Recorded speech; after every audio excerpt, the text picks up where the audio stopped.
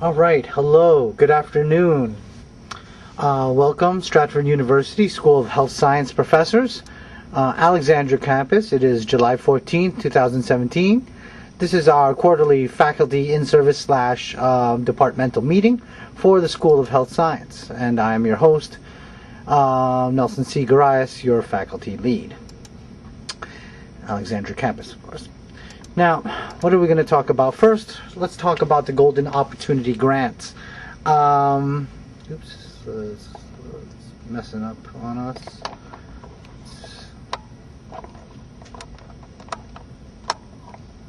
Now, the Golden Opportunity Grants, I'll be sending you a little packet, and it's an internal packet. Please don't copy it and give it out to students, but kindly look over it, and I need for you to make a plea on each and every one of your students, during finals, that I'm sure that they have one person that they would like to, talk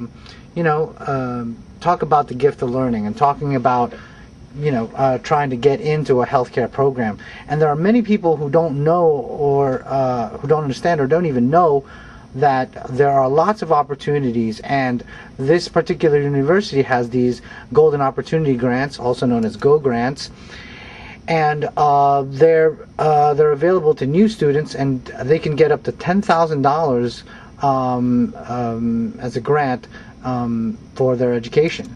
Now, why are we doing this? We simply need more students, and those of us in the room who know that teaching a room full of students is hard, but teaching a room of 2 students and trying to do a group exercise with only 2 students, it's not an optimal situation. And let me just be completely honest. We don't have enough students, we won't have enough classes scheduled, and we won't have positions for you. And my goal is to grow the campus and to grow our program so that we can all enjoy full-time teaching status.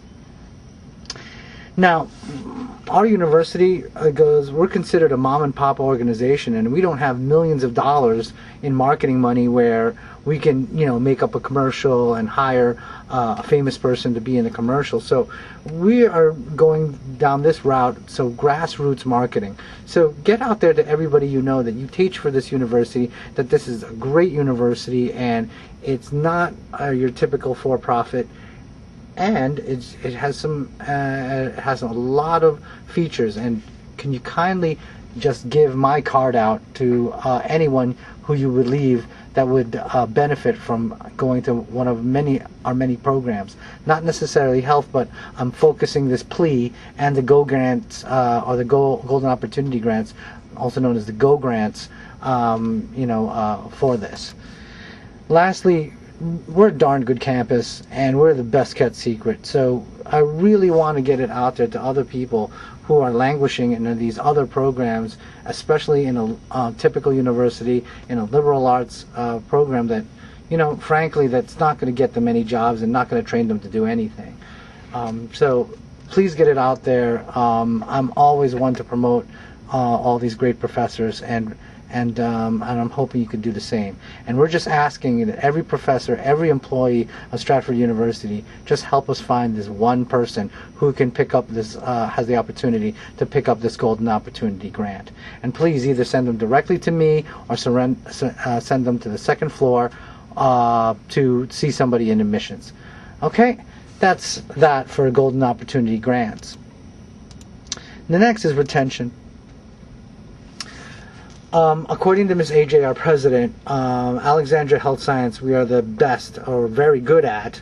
I'm not quite sure if we're number 1, but I've always heard that we're the best at. We have the best retention, if not only in this campus, but compared to other campuses. And retention for us is number 1. We retain our students. Now, like I said, we don't have that many students, but the students that we have, we tend to retain them. So let's talk about some basic protocols that help us do that. And one of the protocols that we're always talking about is last date of attendance and your calls. Please, if you don't have time to call your students or get information to me, please give me the name of who's missing if you're busy, so I can call them. They need to be called the first day they go out. And definitely, if they don't get back to you within the rest of that week, please give me a call. I need to know who's out in your classes. I need to know who's failing your classes. So we can be proactive. We can do stuff early instead of doing things after the fact, after they failed an exam, after they failed the class. Let's get them before they fail things. And attendance is key to that. Another thing is you need to get your grades out in a timely manner. So it's currently like week 8. Your grades, the end of week 8, your grades should be already out, and you should already be communicating with students on tutoring opportunities the second things start going awry in your classes. So update your Moodle, make sure you put things into Moodle, and make sure you put good instructions. And check your Moodle, check your email daily. We tell our students to check their emails, check their Moodles once in the morning, once at night. We should do at least the same, and I must stress at least, because getting the information out to students on how well or how poorly they're doing in a class is golden to how we retain the student. Now, other thing that's related to retention is the classroom engagement. We had this rather long meeting earlier this week from our provost, which is Dr. Lee Smith. He's our leadership for the entire academics of Stratford University, and he did some analysis, and he's come up with a couple of things that he sees. So, and one of the things he sees is that classroom engagement and the feedback of the students is directly relates to retention. Now, that's not a rocket science fact, but the analysis backs up that that particular belief, and it's not only belief, it's a fact that what you do in that classroom retains your student, and what you do in that classroom motivates them to do things, because our students, they're tired, they need motivation, they need guidance, and we can do that. And all about the classroom engagement. And one of the things that I've noticed, and even in my observations as well, which also get videotaped, is that red zones. We have to move around. So if you're engaging up, especially engage up on your wallflowers. Who are your wallflowers? You know, the one in the back that kind of answers questions, or the one on the side that doesn't really answer questions. Those are the people you should be engaging. Those are the people that you need to get close to, and that's called the red zone. They'll start to wake up when you start to move closer to them. So let's not stay at the front of the classroom where we're all nice and comfortable. Let's go out there in between the desks and ask the questions face to face and on a personal level. Okay, and that we'll be also talking about that in future meetings about how to ask questions, and also. It is easy to ask the questions of your A and B students, because they're always engaged. They'll always answer you. I'm talking about the C-, the D students, and the F students, or the students that rarely come to your class. That's the person you should engage. Get to them at a personal level, and then also get to find out. Hit the camera. Get to find out why they're not in class. Get to find out what are their challenges. Okay. And then, of course, communicate it. Relay it back to me. Relay it back to Ms. Carolyn Kroger and Ms. Ryan Parks on the second floor. They're part of student services. Now, you got to flip the class. Homework is now classwork, and lecture is now for the home. I have started this as well. I've been videotaping my lectures. Also, doing more hands-on, more laboratory style work. And you can kind of lecture in between the laboratory, but please don't have a 3.5-hour lecture series for 9 weeks. That's not going to work. Make sure you have the class do things in the class that they would typically do at home. And we know the profile of our student. They're working single mothers. When are they going to have time to do stuff at home? They have little to no time. So this is where we engage. This is where we engage up and we flip the class. And my suggestion is put your PowerPoints on Moodle. If you have access to some of this technology, or if you would like to try out some of this technology, which is really old technology, on how to put your own YouTube videos up, or pick and choose what YouTube videos that are appropriate, right? But again, you got to flip the class. You got to make them do activities.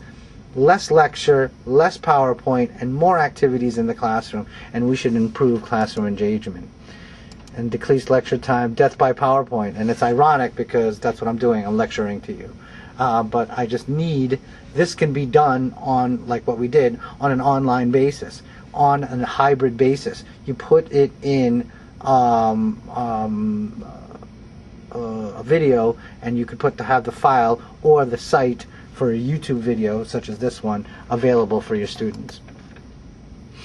Now, the Moodle discussions, we're going to be talking about that, and I'm going to, next term, definitely, Ms. Olkers, our librarian, will be coming into all of your classes to talk about Moodle discussions, not only their quantity, but their quality, okay?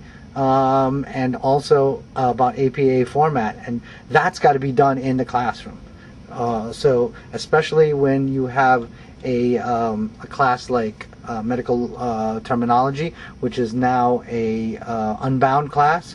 So the computer work should be done in the classroom, okay? So that you can have Moodle discussions live and type them out live.